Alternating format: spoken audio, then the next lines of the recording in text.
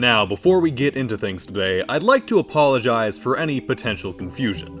This is a video discussing the 10 best ships mentioned in songs by the Canadian cluster folk band, the Dreadnoughts, not a list of the 10 best battleships of the Dreadnought size, era, or other classification, although there are some Dreadnought class battleships on this list. If you were, somehow, looking for the latter option of those two, I'm very sorry. But please, do leave a comment below marking your hyper-specific dissatisfaction. I'm very curious if that kind of person exists. Is that out of the way? Okay, moving on. Now, if you take a look at my channel, you'll see I normally don't do top 10 lists, besides the two I've already done, as it's not really something I'm looking to make. However, last December, the 6th video uploaded on this channel was a list of the top 10 Dreadnoughts waifus. That video was meant to be a stupid shitpost. I don't actually invest a large portion of my attention into fictional women mentioned in folk punk songs. Or fictional women otherwise. However, in the intro for that list, I said I wasn't going to be including ships mentioned in their songs.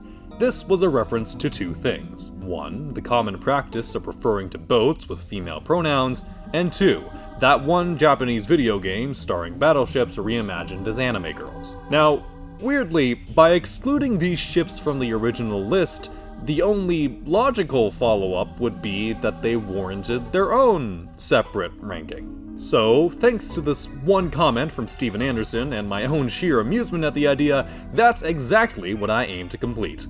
Today, I bring you my list for the top 10 Dreadnought ships, ranked in order of however the fuck I feel like it.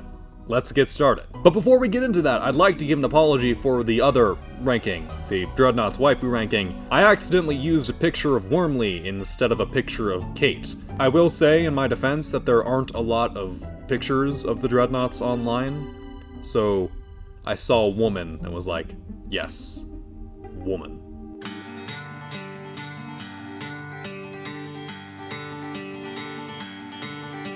At number 10, we have SMU-83 from Anna Maria. Not technically a ship, but it's a submarine, and those go in the water, so it kind of counts. It makes the list because its KD ratio is higher than mine, and I needed a 10th entry.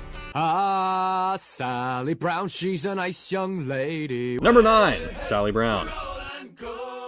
I'm still not sure if Sally Brown is a ship, a person, a type of alcohol, or all or none of the above, so Sally has the honor of being the only entry on both top 10 lists. 'Twas a cold, dreary morning in December.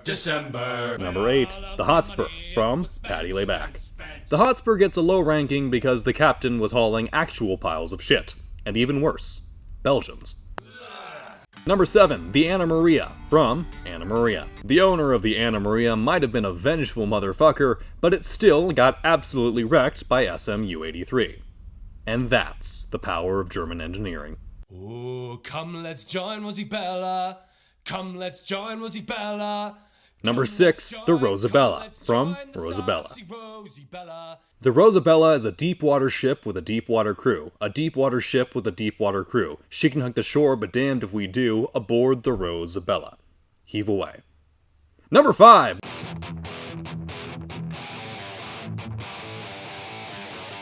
The HMS Agamemnon from Top of the Hill. Named for King Agamemnon,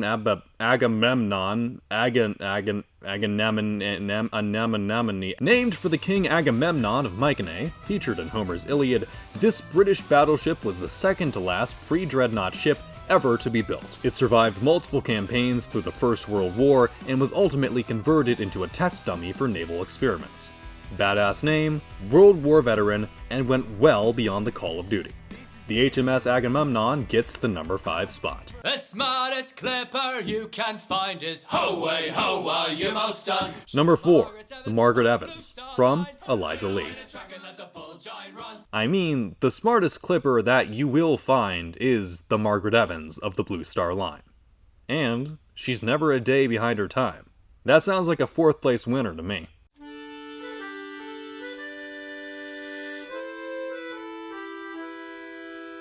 Number 3, the Nightingale, from Dear Old Stan. Hailing from the flowers of Bermuda, the Nightingale only makes a short appearance in this tribute to the late Canadian folk icon Stan Rogers, but regardless, any Rogers reference gets an automatic high ranking from me. The Nightingale crashes in at 3rd place.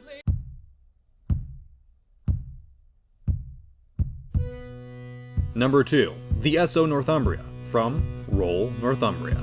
The Northumbria is my personal favorite of the ships on this list, partially due to the interesting story of its construction, but mostly because of the outstanding lyricism of Roll Northumbria. Listening to the Dreadnoughts sing about royal monsters, the demands of high powers, steel and torch and limping through oceans of flame, makes it feel like I'm hearing the retelling of an ancient Egyptian myth, rather than a song about an oil tanker of unusual magnitude. When launched in 1969, the Northumbria was the largest vessel ever built by the British, making it a monument both to the willingness to venture into unknown territory and the hubris of those who build really big things. But before I give you the number 1 spot, I'd like to name some honorable mentions. Santa Marina, from the West Country. Like Sally Brown, I'm still not sure if this is a person, a ship, a place, or all or none of the above. To keep it safe, I'm just gonna put this here in the mentions. The SS Marine Electric. Not actually mentioned in any of their songs. This is purely a plug for a documentary I made on the subject a few months back. Go give it some love. All of the various unnamed ships that appear in the rest of their songs. Would it have killed them to broaden the list of entries by just name-dropping 1 or 2 more ships? Really grasping at straws here. And any other ships I missed. Please, if I missed one, don't hesitate to call me out for it. But that leaves us with today's number 1 spot.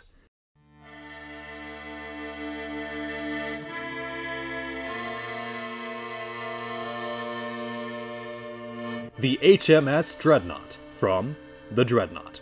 Hey, she's the namesake of the band and 3 entire classes of naval battleships.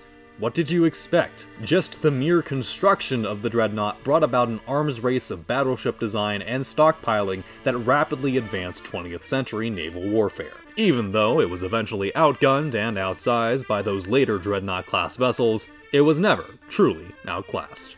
Congratulations, HMS Dreadnought, you've earned our number 1 spot. But what do you think? Are you satisfied with my sailor savvy ranking?